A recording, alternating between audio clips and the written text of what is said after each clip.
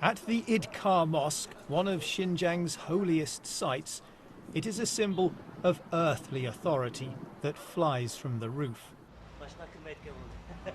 But the access we're being given is designed to show that any concern about China's tightening control of religious faith is misplaced.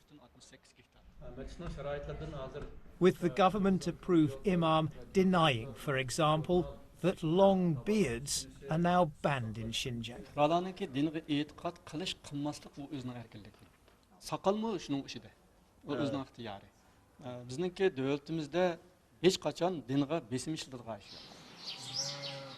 When we break away from our official tour, however, along with the locked and deserted homes, we find clear evidence of the suppression of Islamic customs and beliefs. So here it is in black and white, a notice telling people living in this village that certain religious practices are banned. At this point here at number 10 says that the wearing of long beards for young men is not to be allowed. Close by, we find one of Xinjiang's many re-education camps into which hundreds of thousands of Uyghurs, Kazakhs and other Muslim minorities have disappeared. And there's this. Right across the region, mosques are being destroyed. Over the past 2 years in cities, towns and villages, dozens of religious sites once clearly visible on satellite images have been turned into patches of bare earth. China's case is laid out in gruesome detail in this exhibition, designed to prove that its policies in Xinjiang are a rational response to years of separatist violence. But access becomes far harder when we try to independently film the effects of those policies in the city of Keria. 为什么我们不会去清真寺吗？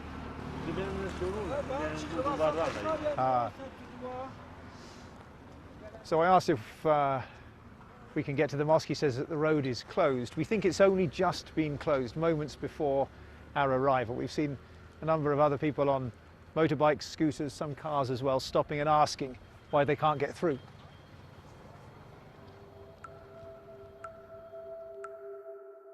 We're hoping to find out what's happened to this, the gatehouse of the city's Aitika Mosque. Its distinctive shadow shows it was still standing in late 2017, but now it's gone, overwhelmed by the surrounding commercial development. We managed to get close enough to film some of the building work.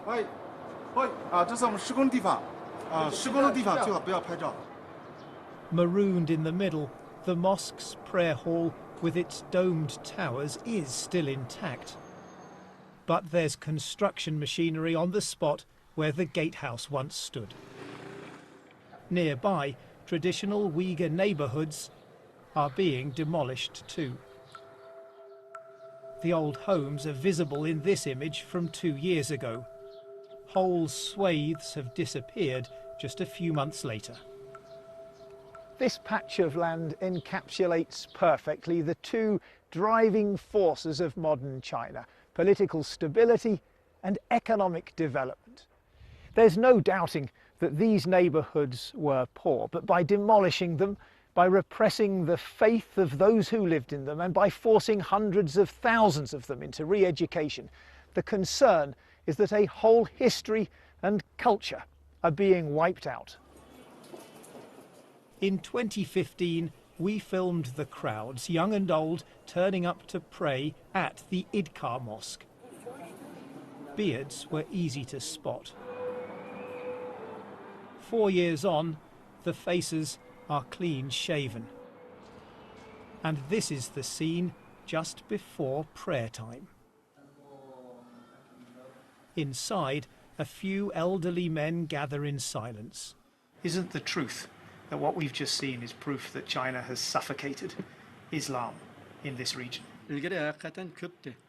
Nima uchun ko'pdi desa, u vaqtida manda ish o'rinlarini ta'minlaydigan ish yo'q. Lekin xalqlarning turmushi namorat. O'ttir yoshliklar emgak bilan va tijorat bilan, hunar kasb bilan shug'ullanyapti. Shunda bo'lgandan keyin kunduzi ular tijorat qiladi yoki hunar kasb yoki xizmat qilganlik uchun bu yerga kelib namoz o'qiydigan vaqti yo'q. Until recently, this place was the vibrant heart of a deeply devout society. Now, there's almost no one left.